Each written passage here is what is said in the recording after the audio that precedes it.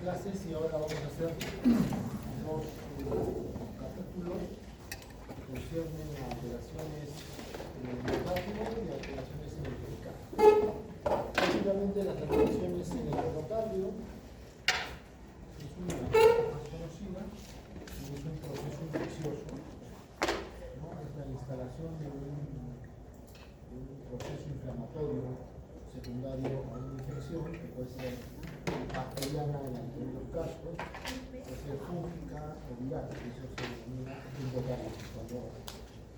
Cuando el endocardio es colonizado por un ente patógeno, se denomina endocardio, ¿no? Está en eso el tema del proceso inflamatorio en la zona. Cualquiera puede ser endocarditis, no, hay que tener una predisposición. Generalmente ha habido en algún momento de nuestra vida una lesión endotelial.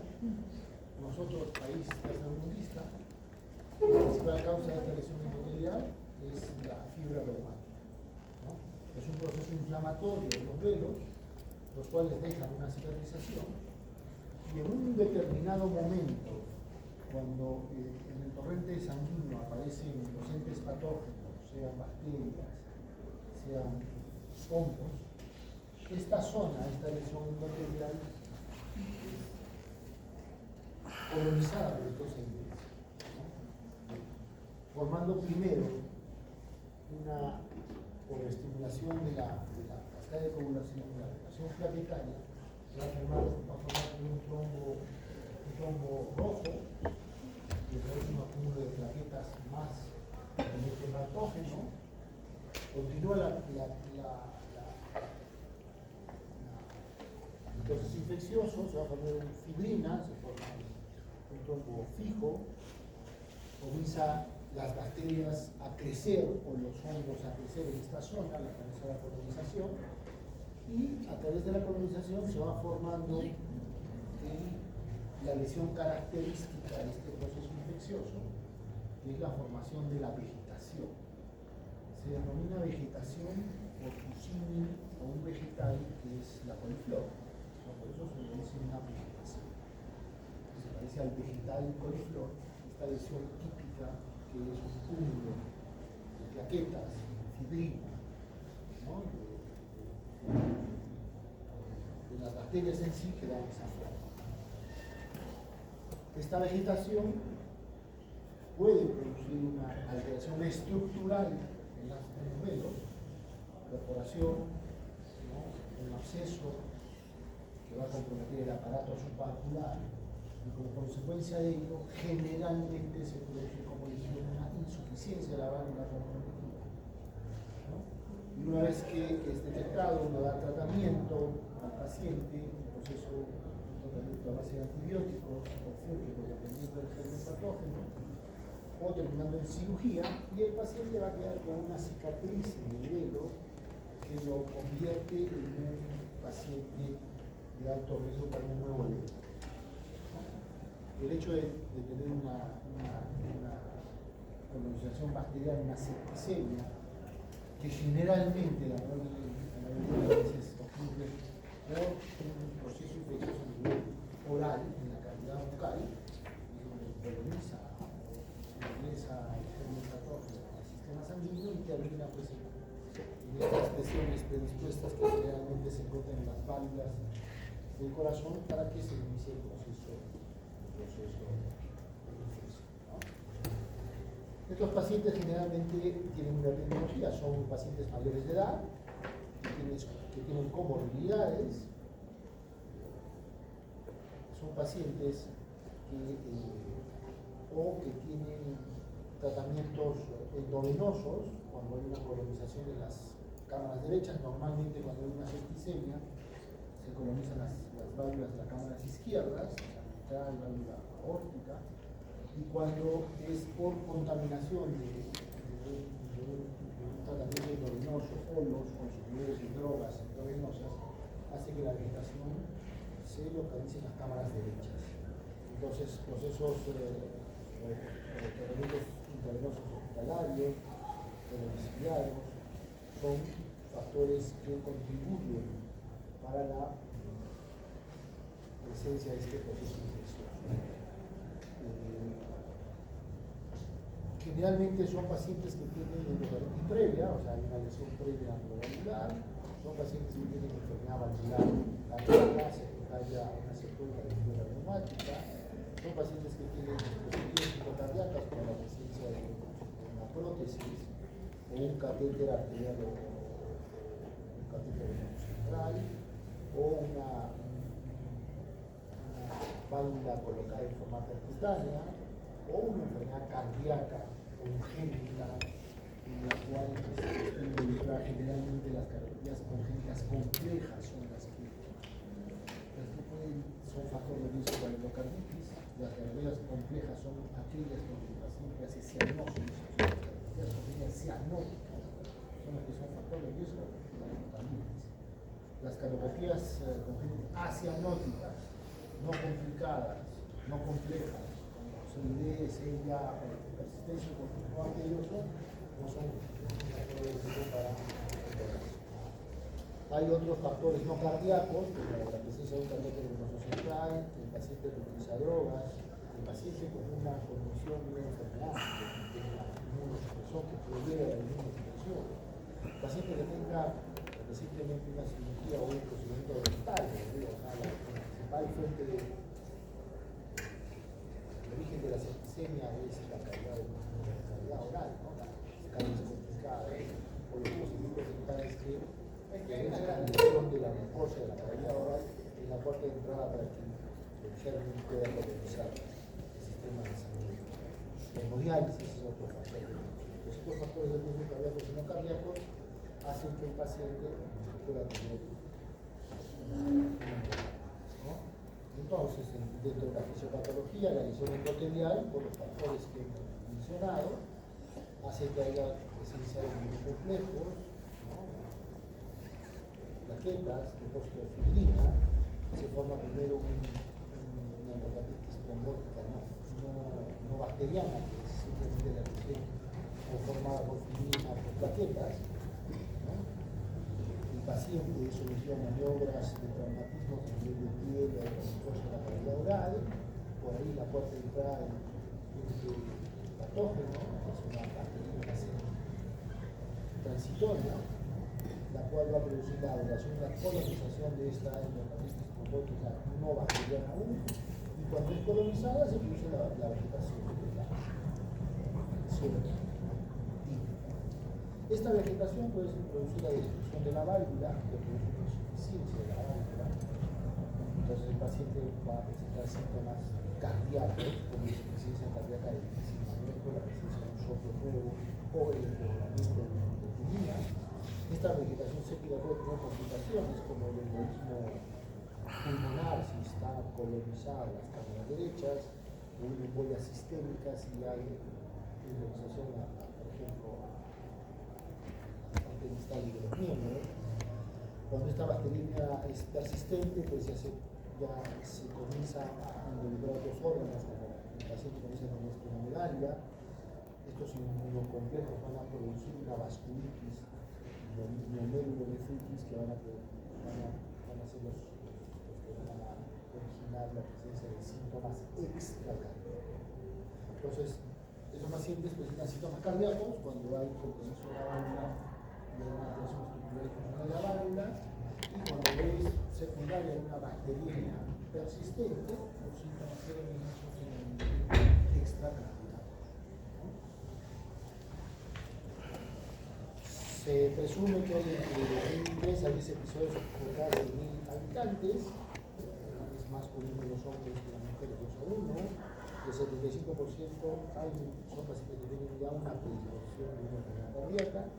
Está asociado a procedimientos médicos, generalmente, procedimientos dentales, predisposición en gente adulta, vieja, la tercera parte es de presentación madura, y se compromete la válvula mitral del 40% y la aórtica del 36%. O sea, más comúnmente es comprometida la válvula mitral. ¿Cuál es la razón? Una baja presión de la cual trabaja la válvula mitral, la válvula aórtica trabaja a mayor presión, el tipo de velocidad de flujo sanguíneo es más alta al nivel de la válvula aórtica, eso hace que tenga un mecanismo de lavado, se hace que protector para que no se produzcan inflamaciones. Pero eso es estadísticamente, ¿no? Sí existe en válvula. Ese mecanismo específico. Si vamos a clasificar la endocardititis bacteriana, puede ser una endocardititis de válvula nativa, ¿no? Si el paciente tiene dispositivos, puede ser de prótesis, una endocardititis de válvula protésica, las endocardititis de las cámaras derechas, y la relacionada a dispositivos cardíacos conectables de marcapaso, de desfibriladores, de resensorizadores, ¿no? Que son los otros factores de riesgo para que un paciente pueda desarrollar. Dentro de los signos y síntomas son signos específicos. La fiebre está en el 90% de los casos, es un proceso infeccioso, ¿no? Si ustedes recordarán, cuando un paciente tiene fiebre, solo hay tres causas: infección, es neoplasia, es un proceso inflamatorio. En este caso, el 90%, el paciente tiene fiebre, es el proceso de infección. Escalofríos del 75%, síntomas generales como malestar general un 50%, las 30%. Un soplo cardíaco cuando hay un compromiso de la válvula, un 85%. Un soplo, un empeoramiento de un que existe en el 40%. Hay embolismos arteriales en el 50%. Esplenomegalia 50%, miocardias 20%, manifestaciones neurológicas 40%. Los signos típicos que se mencionan en la literatura, como son los nódulos de Osler, las hemorragias industriales, la lesión de Hanau, solo están presentes en el 15% de los pacientes, las pequeñas por el 14%. Y estos pacientes, dentro de su analítica, se observa anemia hasta el 30%, es el paciente que necesita una hepatitis subaguda. El paciente que tiene síntomas de una hepatitis aguda no presenta anemia, pero aún así, leucocitosis la tercera parte, hematuria microscópica hasta la mitad de los pacientes, los reactantes de fase aguda elevados, el SG 90%, factores anteriores 50%, inmunocomplejo circulante 100%, distribución de complejos séricos 40%. Nuestros pacientes, para hacer el diagnóstico de la sospecha clínica, los clínicos, que puede ser síntomas que hemos mencionado, asociados a los hallazgos clásicos que son estadísticamente muy pocos, mancha lejana, hoy se nos somete al examen, digamos, más común, más útil, de la ecocardiografía. Podemos encontrar diferentes tipos de hallazgos en la ecocardiografía que van a confirmar el diagnóstico. La presencia de la vegetación, que es la expresión típica, una complicación que es absceso, tal vez en el anillo mitral, por ejemplo, pseudoaneurismas, perforación, fístula, aneurisma valvular, y si es una prótesis, la concluida, vamos a observar dehiscencia del punto de sutura de la prótesis.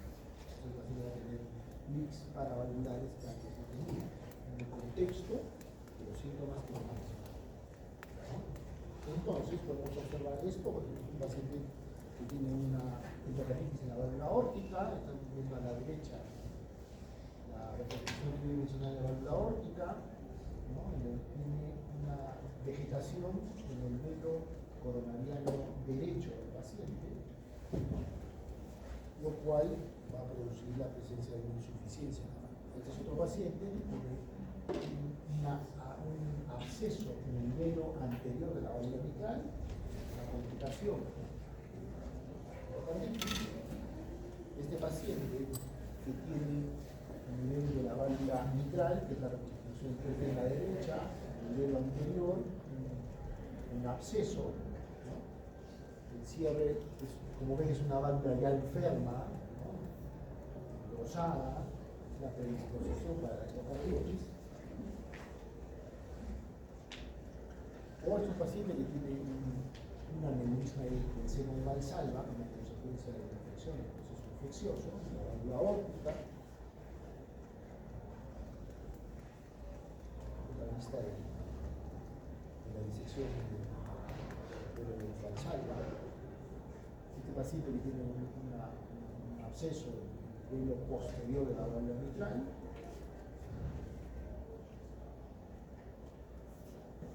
Este momento tiene un acceso en el velo posterior de la válvula mitral, acá la segmentación 3D, abajo en la imagen, puede ver el acceso.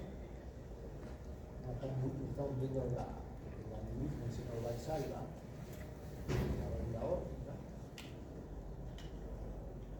Este paciente que tiene doble lesión, tanto en la válvula aórtica, que tiene los velos engrosados, con una adición de los velos altamente móviles. El velo anterior de la válvula mitral está engrosado también, y como consecuencia de ello, pues el paciente presenta tanto una insuficiencia aórtica de nuevo, con una insuficiencia mitral importante, que hace que el paciente tenga insuficiencia cardíaca de difícil manejo.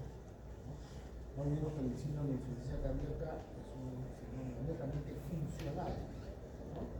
Por eso la terapia actúa hasta cierto punto en recuperación del paciente falla.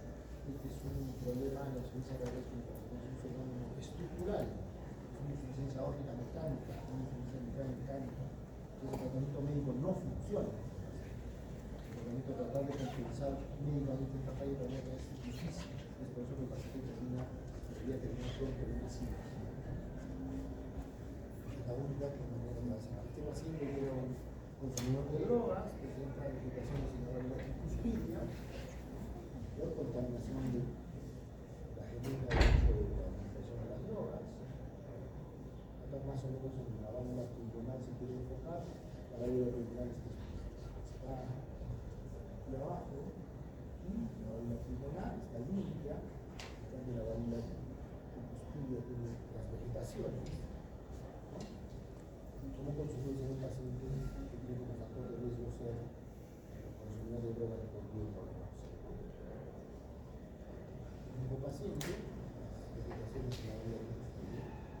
Tiene anatomía patológica, podemos ver pues, la presencia de las típicas lesiones vegetales, esta en la válvula mitral, por ejemplo, esta en la válvula aórtica, la vegetación en la válvula aórtica, esta nuevamente una presentación más extensa en la válvula mitral o el aparato supraocular.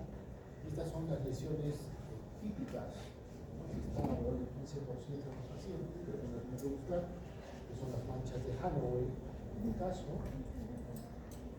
las hemorragias, las complicaciones de embolos sépticos, las imágenes tanto de la planta de los pies como de las manos, hemorragias, son lesiones por embolización de la vegetación.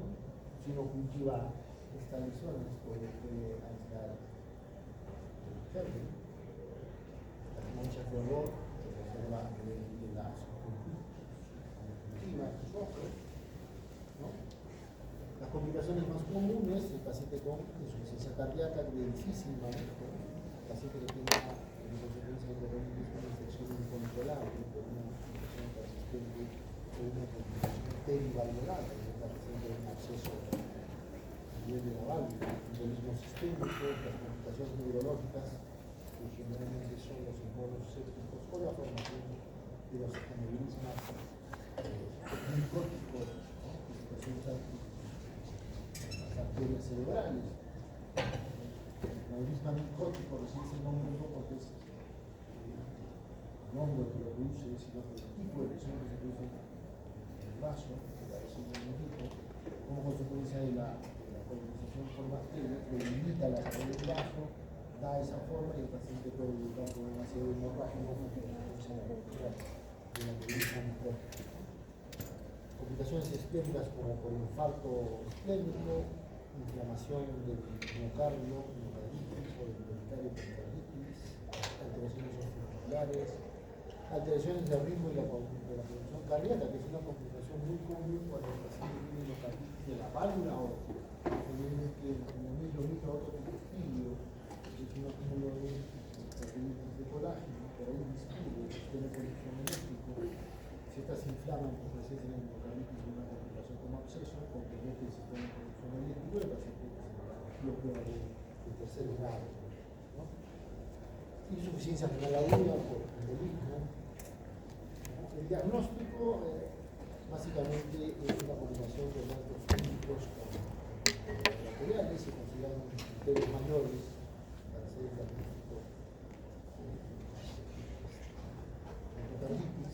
Son los criterios modificados de Duke, de la Universidad de Duke, que fueron los que sacaron criterios mayores, hemocultivos positivos para endocarditis bacteriana, que son microorganismos típicos, con dos hemocultivos positivos separados, por gérmenes como Streptococcus migrans, Staphylococcus aureus, bacterias del grupo Hase, Enterococos, microorganismos compatibles con endocarditis infecciosa a partir de hemocultivos persistentemente positivos, o sea que uno tras otro positivos, o estos son al menos dos hemocultivos positivos de muestras sanguíneas tomadas con un intervalo de 12 horas, en 3 o la medida de al menos 4 hemocultivos separados con una hora entre uno y otro, un único hemocultivo para Coxiella burgeti, que si encontramos un hemocultivo para Coxiella es típico de endocarditis, hace el diagnóstico por sí solo. Las pruebas de imagen positivas de endocarditis, o sea, los hallazgos de la ecocardiografía, como presentaciones, abscesos, perforación, licencias, estudios de medicina nuclear, por ejemplo, PET scan, que nos muestra el proceso inflamatorio a nivel de la válvula, todos los criterios mayores. Y los criterios menores son una combinación de pacientes que tienen una predisposición cardíaca o que consuma drogas antihipertenosa, que tenga fiebre con temperatura más de 38, fenómenos vasculares, ¿no? Por ejemplo, fenómenos arteriales, sintópica renal, fenómenos sanitarios, como el nervio de Oslo, manchas de calor, o una evidencia microbiológica que no cumpla los criterios antes mencionados. Los pacientes pueden tener la presentación o la posibilidad de hacer un diagnóstico. Se define, se llega a la conclusión que el paciente tiene una endocarditis definida cuando tiene criterios mayores, dos criterios mayores, o un criterio mayor y 3 menores o 5 menores, hablamos de endocarditis definida, posible, si tiene un criterio mayor, un criterio menor, o 3 menores, descartada si hay un diagnóstico alterno que pueda justificar toda la sintomatología que podemos empezar. Los esquemas terapéuticos, como hemos visto, son gérmenes gram positivos, que responden muy bien a las canasas, a las penicilinas, a las cephalosporins. Entonces, usos prolongados, no se olviden que la efectividad de un antibiótico radica en cuán irrigado esté. Hay los ligados con la piel, el cuero cabelludo, el pulmón, el antibiótico puede actuar muy bien. A nivel cardíaco, las válvulas no tienen un paso posible, entonces el antibiótico va a actuar por un mecanismo lavado, a la concentración plasmática del fármaco está en la misma sangre, que entra en contacto con la vegetación, como un lavado. Es por eso que el tratamiento antibiótico necesita cursos largos para tener efecto. Estamos hablando de 4 semanas, 2 semanas, pacientes. Se puede utilizar como penicilina asociada a gentamicina, que es una asociación clínica efectiva, de 4 a 6 semanas, utilizando la función renal con los efectos del factor, o cefalosporinas, o vancomicina, que son fármacos que se usan en diferentes esquemas terapéuticos, ¿no? ¿Cuándo decidir operar un paciente? Hemos visto algunas operaciones. ¿Cuándo operar? En función a la presencia de vegetaciones, se debe operar pronto un paciente si tiene vegetaciones persistentes después de una infección sistémica, aún tiene vegetación después de haber hipotizado. Si es grande la vegetación, más de 10 milímetros, si tiene uno o más eventos embólicos durante las primeras 2 semanas de terapia emboliana, 2 o más eventos embólicos después de la terapia, o aumento del tamaño de la vegetación 4 semanas después de haber utilizado el tratamiento antibiótico. Ese paciente paciente que tenga disfunción valvular, insuficiencia aórtica aguda, mitral, que tenga insuficiencia cardíaca de funcionamiento, que sea refractaria de tratamiento, o que haya perforación de los venos, y una extensión perivalvular como licencia de una prótesis, fractura o fístula valvular, absceso un bloqueo tercer grado, abscesos grandes, obviamente el tratamiento es fulminante. Tratamiento antibiótico, si quiero tratamiento antibiótico, las 4 semanas de tratamiento, un tratamiento fulminante. Si presenta estas características, el tratamiento es por ejemplo, es una emergencia de tratamiento quirúrgico, endocardititis bacteriana, banda nativa o protésica, aórtica mitral con insuficiencia grave, con obstrucción o fístula que causa edema pulmonar, refractario o shock cardiogénico, es una emergencia de tratamiento quirúrgico. Todas las demás son urgencias, o sea que pueden esperar al curso de tratamiento antibiótico. Es muy difícil, como el proceso inflamatorio se ve de una forma más acentuada donde existe colágeno y la zona del anillo microautocorticospídeo, porque tiene una mayor cantidad de colágeno, es muy difícil operar a un paciente cuando tiene un proceso infeccioso muy agudo. Para que tenga la oportunidad de hacer operaciones, uno hace el punto de aguja y se declara todo el tejido porque es una manifestina. Es por eso que uno prefiere esperar que cumpla el curso antibiótico y si no eliminan las eventualidades que hemos mencionado, recién operar. En la muy aguda es muy difícil, la tasa de éxito es muy baja por lo menos. La profilaxis tiene indicación 2A, o sea, no hay indicación 1A para profilaxis. Pacientes que tienen válvula protésica, que tenga alguna reparación cardíaca, que tenga material de reparación, que tenga una endocarditis previa, una cardiopatía congénita cianótica o una cardiopatía congénita reparada con material protésico, hasta 6 meses de haber sido procedimiento, tiene indicación 2A. La profilaxis no está recomendada en otros tipos de valvulopatías o cardiopatías congénitas, CIA, PSA, CIA,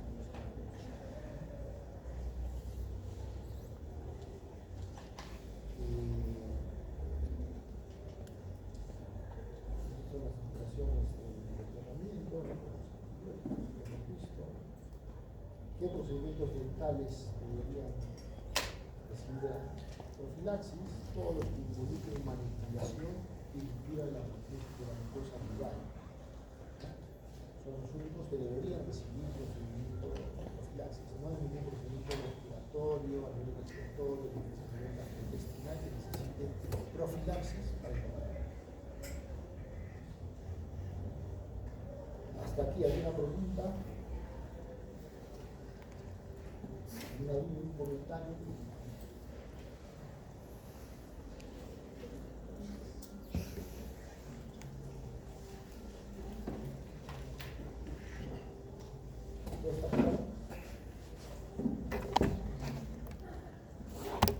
Pasemos al tema de enfermedades hereditarias. Cuando vamos a hablar del pericardio, es una capa que recubre el corazón. Esta capa tiene dos partes, una parte fibrosa, que es la que va a anclar al corazón y los grandes vasos al intestino, al diafragma. Es una capa fibrosa, no elástica, es el pericardio fibroso, y el pericardio seroso, que es el que va a formar la cavidad pericárdica, con dos elementos, uno que es el pericardio visceral, que está sobre el pericardio, y el pericardio parietal, que está sobre el pericardio fibroso. Entonces, el pericardio parietal, el pericardio visceral, se encuentra en el saco pericárdico. Es una cavidad virtual, el saco pericárdico, tiene una función netamente aerodinámica de evitar el roce del corazón, ocurre el ciclo cardíaco para evitar ese estropeo que interrumpa el trabajo de bomba del corazón. Para eso la cavidad pericárdica necesita un lubricante que es líquido plasmático, que está alrededor de 5 a 30 centímetros dentro de la cavidad pericárdica, que va a actuar como lubricante para evitar este fenómeno óseo, ¿no? Normalmente todo lo que es el saco pericárdico, más todo lo que son los linfáticos y todo lo que es la cavidad pleural, drena por los linfáticos hacia el conducto torácico, que termina en la vena subclavia y la vena cava superior. Entonces, esa es la cantidad de volumen líquido que normalmente todos. Cuando estas láminas, sobre todo la parietal y la visceral, se inflaman, estamos frente a una pericarditis. O sea, la inflamación, por ejemplo, el sufijo itis significa inflamación, y cuando se inflaman estas dos láminas, se produce una pericarditis. Es un proceso inflamatorio con o sin presencia de un derrame pericárdico más allá de los 30 centímetros. Y representa el 5% de las urgencias o de las atenciones en emergencias. Y hasta un 15% está asociado además del miocardio. O sea, dentro del protocolo del manejo del dolor torácico de emergencia, uno de los diagnósticos diferenciales es la presencia de pericardio.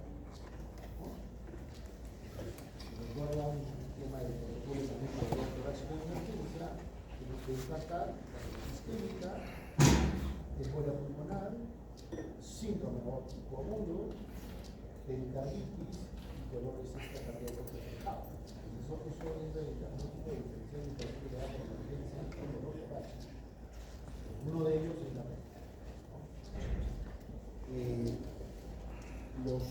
las causas de que se inflame el pericardio son idiopáticas, la mayoría de las veces, infecciosas, generalmente secundarias a fenómenos virales, procesos infecciosos virales, inflamatorias, secundarias a enfermedades de tejido conjuntivo, tejido colágeno, lúpus, por ejemplo, ¿no? Posinfarto del miocardio, cuando se presenta en forma precoz, un derrame epi-infarto, ¿no? Y es por cuando el infarto es transmural, o sea, compromete con toda la masa del corazón, ¿no? Si no se acuerdan, el tejido muscular tiene dos capas, el endocardio y el pericardio. El infarto compromete ambas capas, en contacto con el infarto visceral, y este se va a inflamar, y tenemos eso es en forma precoz, a las horas de la que presenta el paciente el infarto. Y tardío, que ya es un fenómeno antígeno anticuerpo, cuando presenta un derrame pericárdico después de los 15 días del infarto, ¿no? Esto se llama síndrome de Dressler, que es la presencia del derrame pericárdico post-infeccioso. Puede haber secundarios tumores. Los tumores en la cavidad cardíaca son muy raros, sobre todo los primarios, son más comunes los secundarios como metástasis, generalmente linfomas, trastornos secundarios a la utilización de radioterapia, los pacientes con neoplasias en la unidad de la cavidad torácica, en las damas, en la cabeza decía la mama, por ejemplo, en los hombres, sea el esófago, que son sometidos a radiación, es una causa de inflamación. Hemopericardio, ¿no? La presencia de este líquido en la cavidad pericardial que sea sangre, ¿no? Con tendencia al infarmatismo, un accidente de tránsito, cuando chofer sufre una colisión directa, el timón de forma frontal del tórax, puede terminar con un hemopericardio. La ruptura de la pared libre como una complicación mecánica de un infarto, las biopsias endocárdicas, aneurisma disecante de la aorta, angioplastia anticoagulantes orales, son causas congénitas, la presencia de quistes o agenesias de parte del saco pericárdico. Otras, la neuropatía de preso cardiovascular, la quimioterapia, el hipotiroidismo, la amiloidosis, etc. Todos estos procesos patológicos pueden producir inflamación, tanto en el pericardio sea ningún proceso de selección espontánea. ¿No? Idiopática, como causa de la pericarditis, un 15% en África, países del tercer mundo, en países del primer mundo el 90% son idiopáticos. Las pericarditis infecciosas a la cabeza es la vírica, es muy difícil demostrar con un laboratorio que la causa de la pericarditis es un paciente viral, se hace por el antecedente del cuadro clínico, un paciente que presenta un proceso respiratorio, un proceso digestivo, ¿no? Bacteriana, la tuberculosis es otra causa infecciosa, ocurre hasta el 4% en países desarrollados, hasta el 70% en África, en los países del tercer mundo. Pues el purulenta, esta pericarditis, menos del 1% de pacientes desarrollados, hasta el 3% de países en vías de desarrollo. La pericarditis no infecciosa, a la cabeza la neoplásica, que representa una tercera parte de las causas de las pericarditis comunitaria, la cuarta parte y otras causas de infecciosa, la tasa de presentaciones frecuentes, ¿no? ¿Cuáles son los síntomas más comunes? El dolor torácico, es localizado en la región precordial, que se da a hombros, la zona supraclavicular, al lado de los trapecios, se presenta de forma rápida, brusca, muy intenso, suele ser de carácter depresivo, se modifica con la respiración y los cambios posturales. Es el diagnóstico diferencial desde el punto de vista clínico. Si uno recuerda el dolor isquémico, es un dolor que no modifica con los cambios de posición. Este sí, el paciente inspire profundamente, causa dolor, se dice al paciente que cambie de posición, que eche el derecho o izquierdo hacia adelante y el dolor puede preguntar. Es muy simple, ¿no? Entonces, esa es la sospecha clínica de un paciente con este cuadro clínico. Dentro de los exámenes de laboratorio tenemos, por ejemplo, el electrocardiograma, que puede mostrar una elevación difusa del segmento ST en las precordiales. El punto J tiene una concavidad superior, ¿no? Es ascendente, y lo más llamativo es la presencia de un infradesnivel en el segmento PR que se ve en las neuronas bipolares, ¿no? Si uno pide marcadores de daño cardíaco, generalmente están normales, tanto troponina como cercano. El paciente puede presentar molestias de ansiedad, febrícula, taquicardia sinusal, y lo más común y frecuente es la presencia de un bloque pericárdico que es en tres tiempos, ¿no? Durante la sístole ventricular, durante la diástole temprana, o sea, con la fase más rápida y lento, y en la contracción auricular.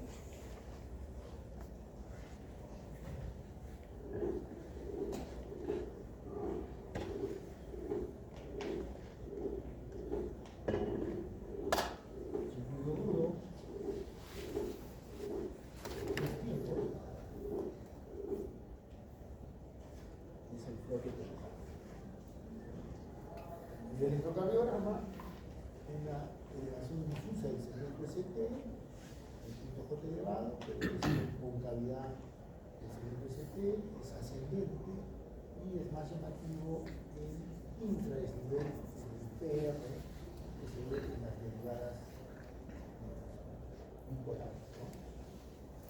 Así que puede presentar deposiciones leves, la PCR de alta sensibilidad está incrementada. En el electrocardiograma no podemos ver el pericardio, es muy difícil distinguirlo por ecocardiografía, pero podemos ver la presencia de derrame pericárdico que se suele asociar a la presencia de la pericarditis, ¿no? Que debe ser menos de 10 milímetros, como mínimo, ¿no? Se puede presentar hasta el 60%. ¿Qué hacen con estos pacientes? Si el diagnóstico es de sospecha, pero no de certeza, que hay un pericardio, porque hacer el electrocardiograma para confirmar el dato. Además, si tengo algunos exámenes como el hemograma, puede haber leucocitosis, proteína C reactiva de alta sensibilidad elevada, la troponina normal, radiografía de tórax, si algo de derrame se puede observar en la radiografía. El ecocardiograma nos sirve para confirmar la presencia del derrame como acompañante de la pericarditis. Pero si no hay derrame pericárdico, lo más común es que el ecocardiograma sea completamente normal. Y si no es cierto, si no es el diagnóstico, no es de alta probabilidad, se puede hacer pruebas de terapéutica con AINES, y si mejora el tratamiento a tratamiento antiinflamatorio, pues este fluxograma indica, por ejemplo, pericarditis, hay que hacer el físico bueno, el ecocardiograma, la respiratoria, el ecocardiograma, la presión nasogástrica, la troponina. Si no cumple criterios, la pericarditis, si no cumple criterios, saca sospecha de patología, hay que valorar factores de mal pronóstico. Si tiene factores de mal pronóstico el paciente, o sea, si tiene una enfermedad cardíaca, si tiene disfunción de los líquidos previamente, ese paciente tiene que ser hospitalizado. Si no, se puede utilizar prueba terapéutica con AINES. Si responde a los AINES, si no responde, el paciente puede hospitalizarse, y si sí responde, sería posibilidad de bajo riesgo, el paciente puede ser grave. ¿Cuáles son los antiinflamatorios que responden mejor? La aspirina a la cabeza. La aspirina tiene diferentes bondades. Los efectos farmacológicos de la aspirina están en función a la dosis. Hasta 325 miligramos es un antiinflamatorio, ¿no? Es un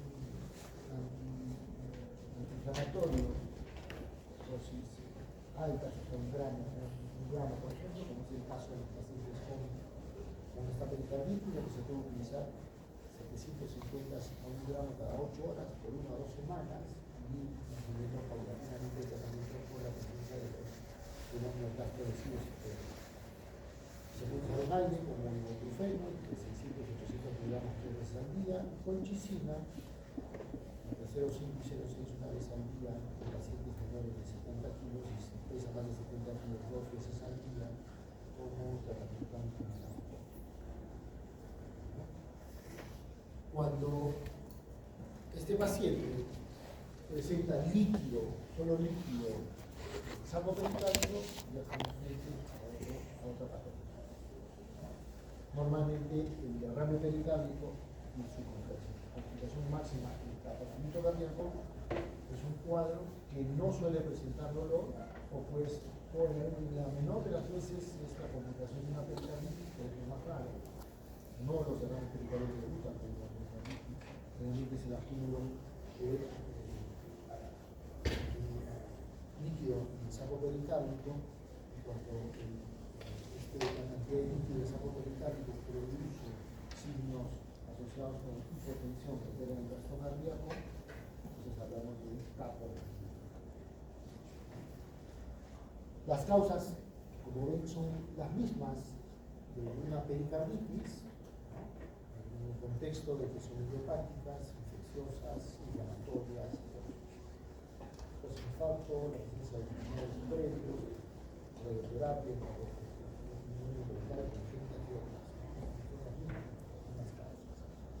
cuando un derrame pericárdico es causado por un proceso bacteriano, este tiene alta probabilidad de desarrollar taponamiento cardíaco. Y eso se ve en una infección bacteriana, en una infección, un derrame pericárdico asociado a VIH positivo, a infecciones por hongos, a la presencia de tumores o hemopericardio. Esas son las eventualidades más comunes por las cuales un derrame pericárdico puede progresar en un caso. En la hemodinamia, que es la parte que no les digo a ustedes, en este lado vemos la presión a nivel de la arteria femoral, está hipotenso el paciente, está por debajo de 0,1 mercurio, y las curvas de comparación tanto en el saco pericárdico como en la presión venosa ventricular. Observamos que las curvas a ese nivel casi se han igualado.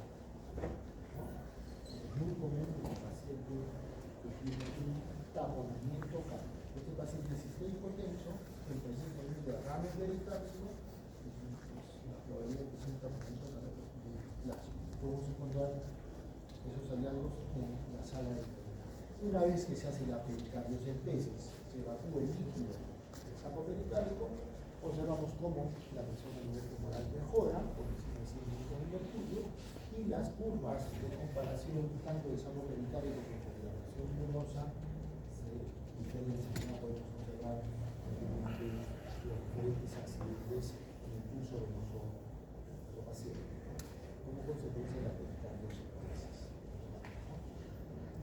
En el derrame pericárdico, el paciente puede ser asintomático. Generalmente es un hallazgo dentro de una evaluación por ecocardiografía en un paciente que está distribuido por otras causas y de pronto encontramos que tiene un derrame pericárdico. En algunos casos el pulso cardíaco es difícil de palpar. Recordarán que el pulso apexiano es normalmente palpado en la línea media clavicular 4 costal en las personas delgadas. En la persona delgada yo puedo ver. Si estoy frente a una persona delgada y no logro palpar el choque pulso apexiano, entonces es muy probable que los ruidos cardíacos están un poco alejados y el examen clínico va a revelar cuál es la causa del derrame renal, una fase renal, si tiene esa enfermedad de fondo, la causa del derrame puede ser por el tamponamiento cardíaco, la clásica tirada de Beck, vamos a observar, que necesariamente tiene que tener compromiso dinámico, hipotensión, los ruidos cardíacos parados, la presión venosa elevada. ¿Cómo veo la presión venosa elevada? ¿Y vegetación yugular? Ustedes ven que una involución yugular son de dos interpretaciones. O es un incremento de la presión de las cámaras derechas o es un incremento de volumen de las cámaras. No hay otra razón. Pulso paradójico y signo de pulso. ¿Qué es A y qué es B? Semiología. ¿Qué es el pulso paradójico?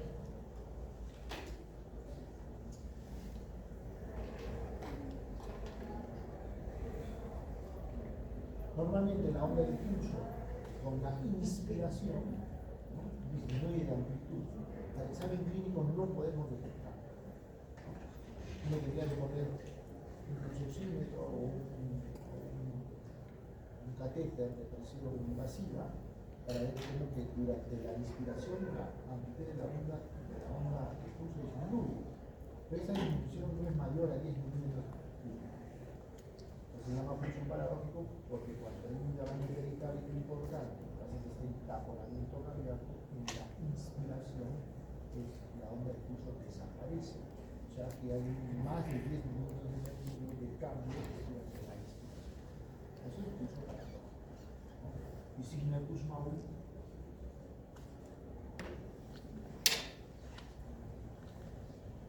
Porque eso se ve a nivel arterial y el signo de Kussmaul se ve a nivel venoso. ¿Dónde lo vemos? En el cuello. ¿Qué pasa con la presión venosa durante la inspiración?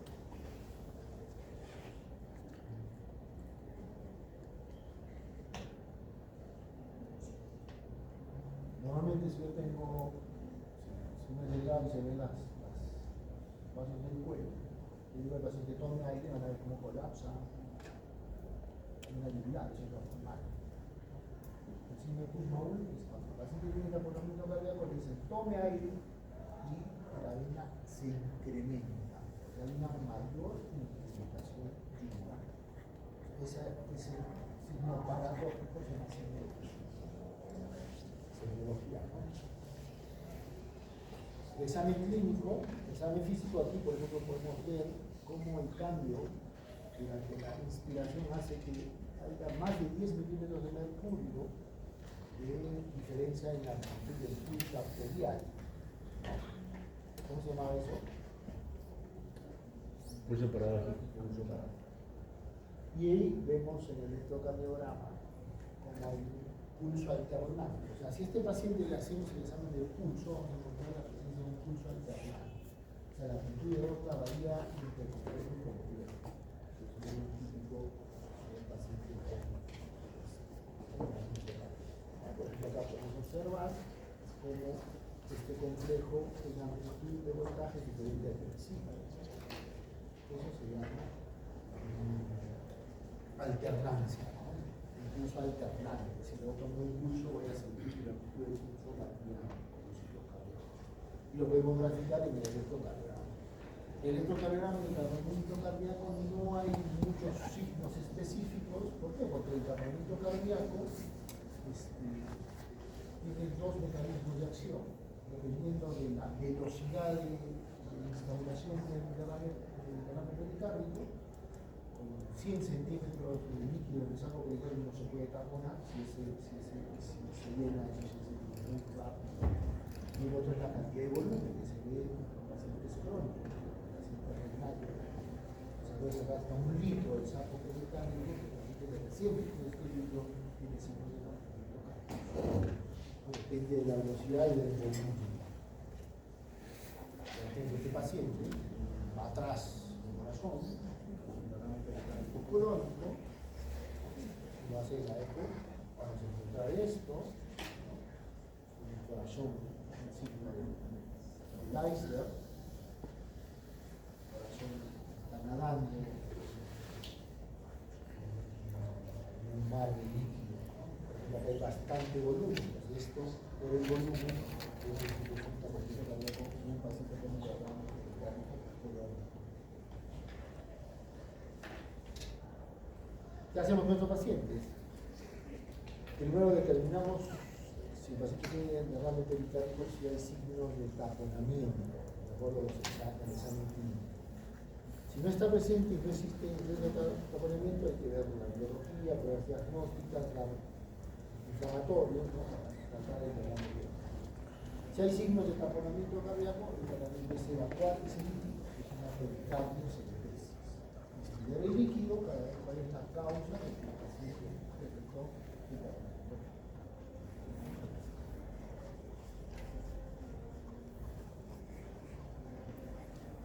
La pericarditis constrictiva, que es una entidad propia,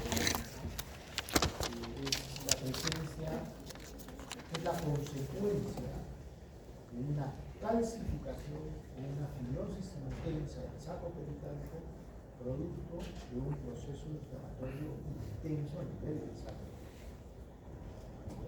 Nadie hace pericarditis constrictiva si antes no ha tenido un proceso inflamatorio del saco.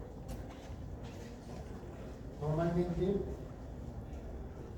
es la etapa final de un proceso inflamatorio que afecta el pericardio. En países desarrollados es secundaria a radioterapia generalmente o idiopática, y en vías de desarrollo en nuestro medio es secundaria a tuberculosis. O sea, si nosotros vemos un paciente con pericarditis constrictiva hoy, hay que descartar, si no tiene el diagnóstico del antecedente, de un proceso de discapacidad. Es la causa más común de nuestra vida. La causa de pericarditis, o sea, son todas las causas de la pericarditis inflamatoria que son, como digo, que van a producir un fenómeno cicatrizal en el saco pericárdico, pues una fibrosis intensa más calcificación. No se olviden que el calcio en un órgano donde no hay calcio es sinónimo de cicatrización. Cuando encontramos calcio en un órgano donde no debemos encontrar, que hay un proceso inflamatorio. Es tan rápida la instalación del calcio que se usa como criterio diagnóstico y de la apendicitis aguda. Por eso lo ven más obrisco. Nosotros ya podemos ver diagnóstico palpando el abdomen. Ellos utilizan tomografía mucho. Se va a observar que en la tomografía la gente se tiene calcio. Acá no hay el proceso inflamatorio en la. El cuadro clínico de nuestro paciente va con el pulso paradójico, ya sabemos qué es, un golpe pericárdico, que es un ruido intenso, un segundo ruido desdoblado, ¿no? O sea, se escucha separado el cierre de la válvula aórtica de la válvula pulmonar, parece un paciente con tres ruidos, un soplo sistólico de presión de cuspidio,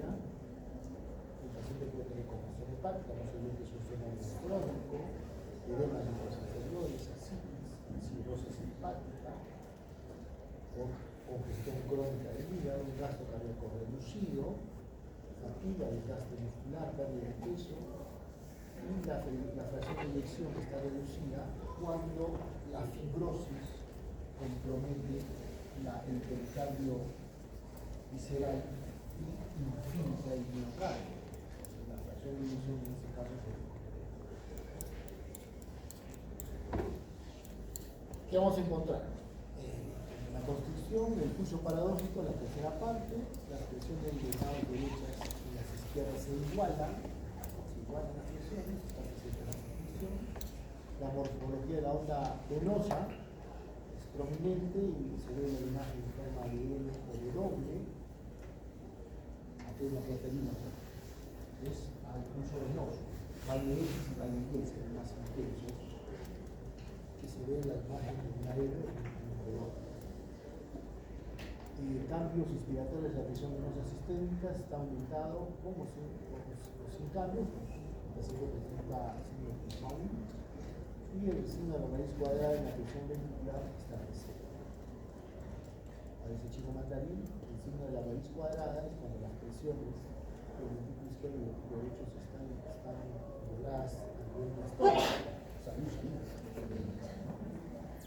La presión diastólica del ventrículo izquierdo es igual a la del ventrículo derecho. ¿Dónde es mayor? Izquierda. Las cámaras izquierdas están diseñadas a manejar altas presiones, las cámaras derechas bajas presiones. Pero cuando vemos esta imagen que se sobrepone las presiones diastólicas, tanto el ventrículo izquierdo y derecho, tiene esa imagen profunda, un signo de la raíz cuadrada, es que las presiones están igualadas y es un paciente. Y cuando comparamos la presión arterial con la presión venosa, observamos que los cambios Y y X son muy intensos, se ve la imagen de M, se ve la vuelta a la gráfica, o de W, si la están viendo como a eso se ve. Es un signo de hallazgos en la función del examen hemodinámico.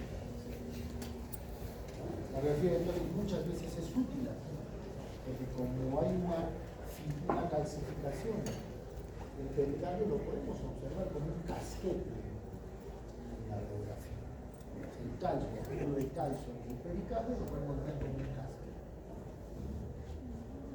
Y en la tomografía, el casquete que se ve en la radiografía, pues nos otra cosa que la calcificación intensa del pericardio. Y es lo que conlleva que el paciente reciba la radiografía. El ecocardiograma da mucha información desde el punto de vista funcional, porque lo que se va a alterar en estos pacientes es la diástole. El ecocardiograma es un tipo de la evaluación de la función diastólica. El ciclo cardíaco, la diástole es la que tiene más datos a través de la ecocardiograma. Se altera el patrón de llenado transmitral, se altera el patrón de llenado transcuspídeo, el flujo a nivel de las venas pulmonares, el flujo de las ondas de llenado de las venas pulmonares, la alteración del flujo del Doppler a nivel de las venas hepáticas, todo eso se ve alterado y eso es lo que buscamos en el ecocardiograma. Tratamiento es quirúrgico, hay que retirar ese casquete, hay que liberar el corazón, está atrapado el corazón en esa coraza, el corazón no se relaja bien, y si no se relaja bien tiene mala diástole. ¿Y por qué hipotensa el paciente? ¿Por qué tiene hipotensión el paciente? Porque tiene baja tensión. Bueno, si no será bajo gasto, ¿no?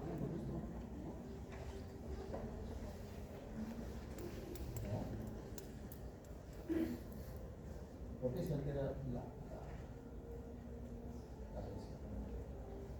No se olviden que la presión tiene dos componentes básicos.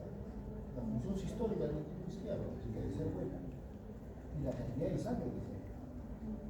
Si el paciente tiene mala diástole, el paciente tiene una buena función sistólica, no va a tener líquido. ¿No? Y si no hay líquido que salir, la presión va a ser baja, se debe explicación por qué la clasificación de insuficiencia cardíaca es correspondida con la disfunción sistólica y disfunción gastrónica. No se dice disfunción gastrónica el paciente va a tener insuficiencia cardíaca. Este paciente va a tener alteraciones gastrocardíacas por disfunción gastrónica. Se parece ventrículo no se relaja, le opera, le sacan el saco pericárdico, calcio del saco pericárdico y otra vez vuelve a la casa. Es muy difícil cuando se compromete la primera capa de la infiltra del miocardio, entonces es muy difícil operar y la tasa de mortalidad es alta. Uno observa, de la explicación fisiopatológica parece fácil el tratamiento, pero la tasa de mortalidad es alta, 20%. ¿Sabes cuál es la tasa de mortalidad de un revascularizado quirúrgico? 24%. Un paciente de operación quirúrgica de la válvula aórtica, 28%. Este tiene 20%. Y teóricamente la cirugía era sensible. Ya se comprende, por eso cuando el calcio infiltra la masa muscular, es muy complicado pelar.